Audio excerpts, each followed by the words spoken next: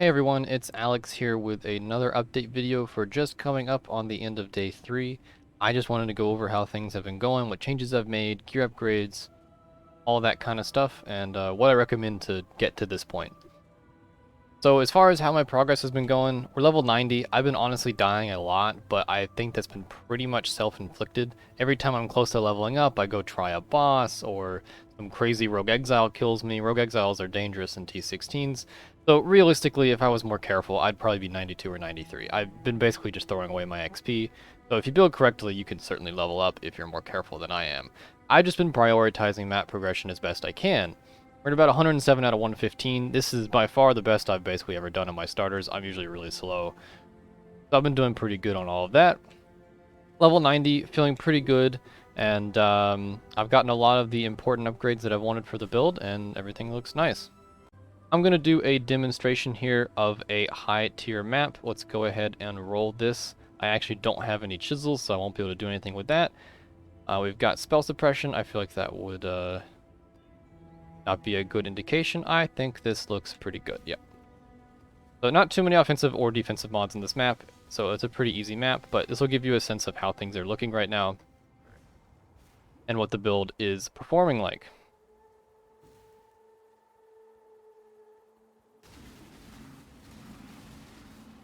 This is a T16, and we're going to have red influence here in a bit. Once that spawns, yep.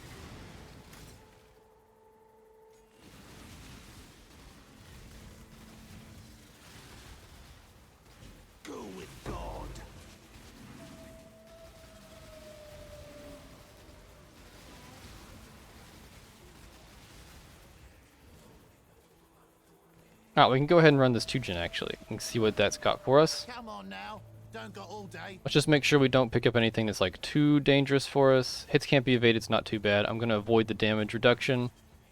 Shock is fine because we're immune to that. I can take Cold Pin, that's probably okay, and Max Res is perfectly fine. Max Res and Regen is also fine, and we can just take some skulls over here. Go ahead and run this 2-gen. Hopefully we don't die. Expedition is still pretty dangerous. As you can see, we're able to clear it pretty well. The rares are still tanky, of course, but that's Arch Nemesis for you.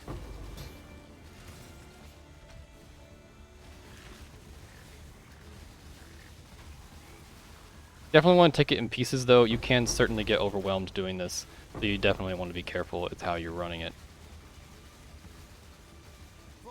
Yep, not too bad. And so that's just a bit of demonstration for the build. It's all in all feeling pretty good. Let's just go over some of this gear that I've got. We've obviously got our 2 Mjolners. Those haven't changed since the last video. I really should look at getting this to be blue socket. It'll be a lot better than Cruelty if I can run crit strikes.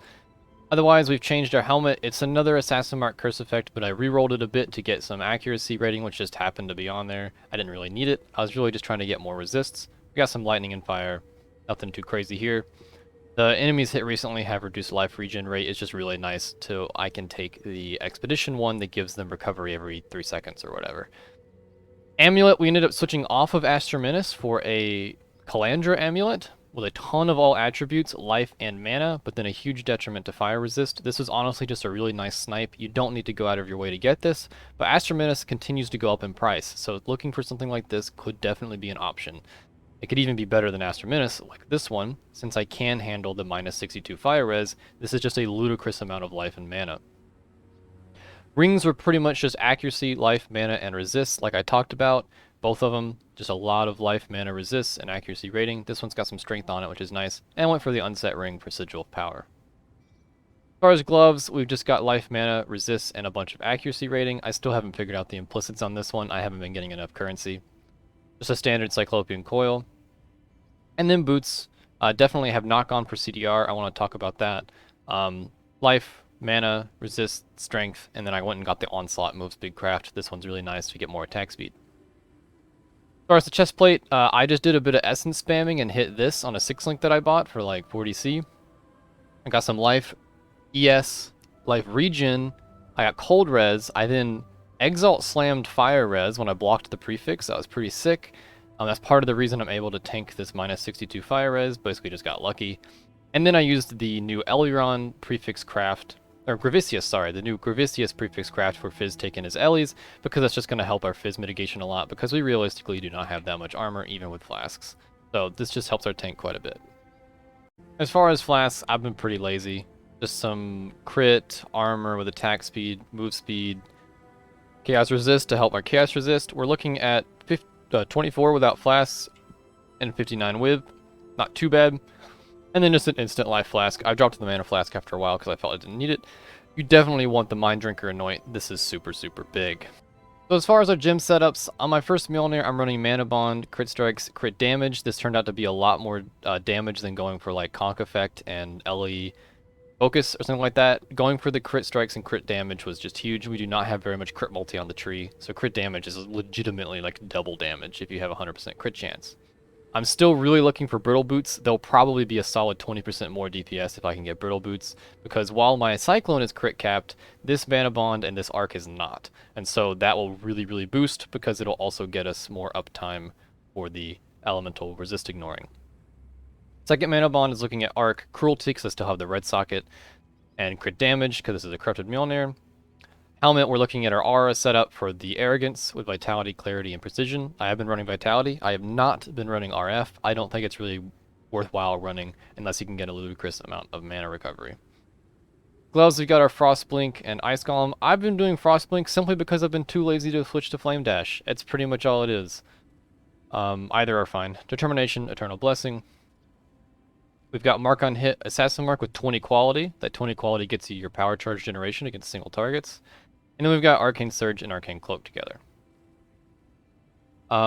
So as far as our main Cyclone setup, I am doing Cyclone, Cast on Crit with Shock Nova. I've gone Shock Nova for this because I really felt I needed the single target more than I needed the clear. And so I've gone Shock Nova for my Cast on Crit. I did buy an Awakened Cast on Crit, and you'll see that we have the +3 levels from Global Modifiers. That's just this, will show it to me, this Mastery right here, and that was to get enough CDR on the Cast on Crit with 19%. However, my attack speed never really got fast enough to bother with that. The proc rate normally is 0.15, and even with my Flask up, I don't hit that, and I'm pretty sure with Onslaught, I still don't hit that. And that is with having jewels with a bunch of attack speed on them, as you can see. This one does not. This one's got some attack speed. Oh, yeah, some attack speed, and then this one has a bunch.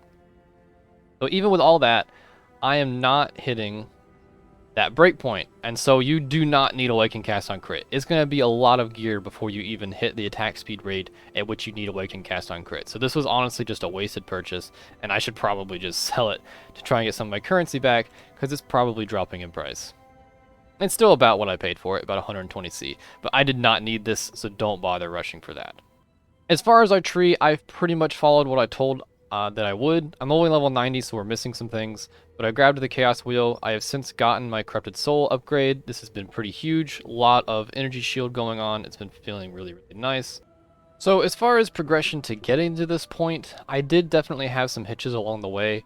Starting red maps was definitely pretty difficult because I hadn't gotten the gear good enough to really get crit cap and accuracy cap and all those kinds of things, and my life total was still pretty small, and we certainly didn't have this for a bunch of ES. So things are feeling a little bad right about the start of red maps. However, pretty much once I got these ring upgrades and these good pair of gloves, things started to get a lot smoother, and I was able to start progressing pretty well. Uberlab also providing a huge damage buff. I didn't feel super tanky up until I got this, and I started to feel pretty damn good, and I was only really dying to Ghosted Rogue Exiles. So as far as the next upgrades for the build that I will do if I keep playing, I will talk about that in a bit.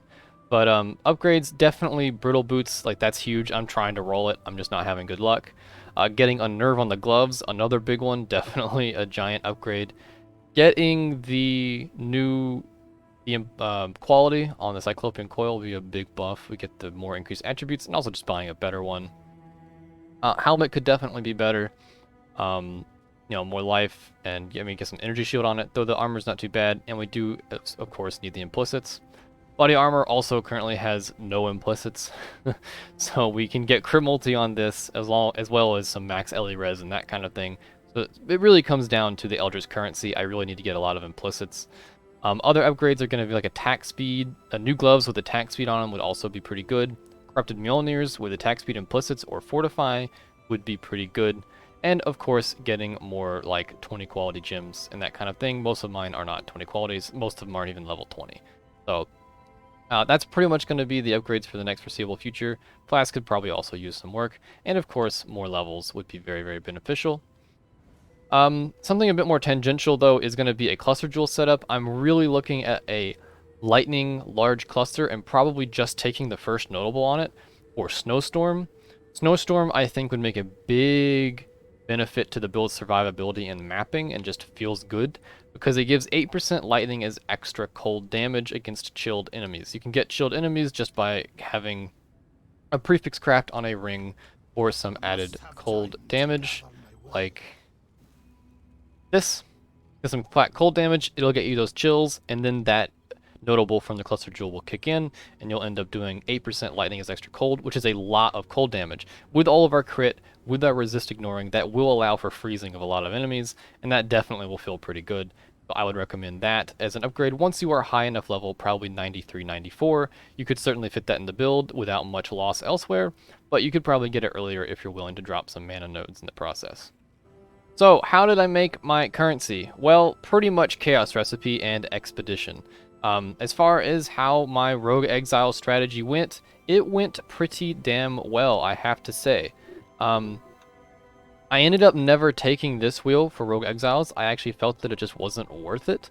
I instead, as you can see, I've dropped it at this point, but I took this right here, and then I took this. I ended up dropping this pretty early on, probably in early reds. I dropped this because this 100% more life was just too much. It made Rogue Exiles too hard. I couldn't kill them. So I had to drop this 100% more life here, and I basically just ran this for Rogue Exiles. But this right here is enough. This gives you so much jewelry that instead of rings and amulets being your limiting factor for Chaos Recipe, it simply becomes your inventory space to be able to pick up chest plates and other armor pieces. So this definitely worked. I made hundreds of chaos from just turning in Chaos Recipe. The rest of it pretty much came from logbooks, which I've sold all of them. They range anywhere from like 15C to 40 plus. It's honestly been really good currency selling logbooks and Danig currency. The other ones I have pretty much been holding on to because they aren't very expensive yet, but Danig currency in bulk is something like a 9C. That's definitely very good, and I've been trading into 2gen. And so that's where most of my currency has come. I will definitely be doing the Rogue Exile Chaos Recipe strategy in the future. It was basically just printing me currency even in white maps. And that really helped me get that early gear upgrades that I needed to transition into the higher tiers.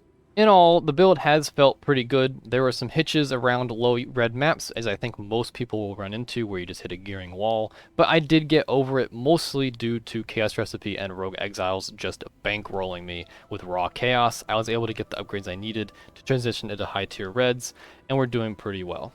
Alright, so because I am me, I am probably going to be moving on to my next build pretty soon.